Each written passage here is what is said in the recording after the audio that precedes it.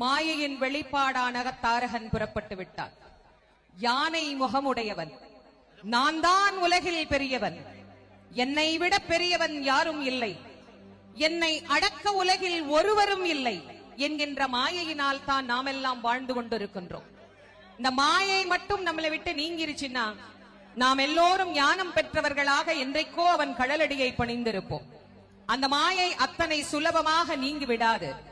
முருகப்பெருமான் தான் சிவபெருமான் சொல்லி அனுப்பிய குழந்தை என்று தெரிந்தும் கூட தங்கள் மீதும் தங்கள் வரத்தின் மீதும் அவர்களுக்கு இருந்த மிகப்பெரிய நம்பிக்கை, எப்படியும் நாம் தான் வாழ்க்கையில் வாழப்போகின்றோம், சின்னஞ்சிறு பாலகன் என்று முருகனின் உருவத்தை குறைவாக எடை போட்டு ஒரு குழந்தையாக முருகப்பெருமானை நினைத்துக் கொண்டு போர்க்களத்தில் புகுகின்றான் தாரகாசூரன்.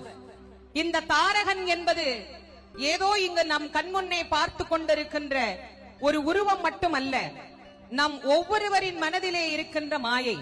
சிவபெருமானுக்கு 5 திருமுகங்கள் தான்.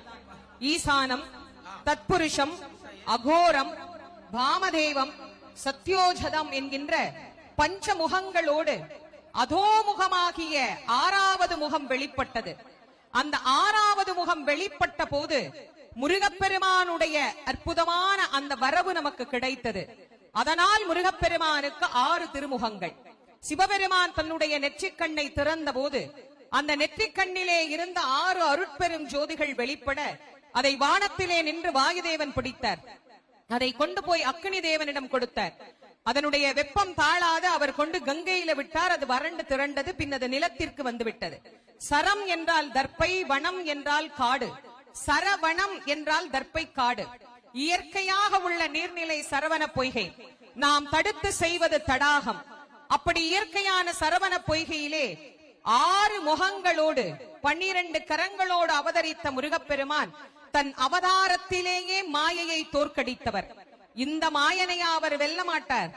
கிரௌஞ்சகிரி மலையாக வந்து முருகப்பெருமானுக்கும் 1,09 துணைவர்களுக்கும் மயக்கத்தை ஏற்படுத்தினான் தாரகன்.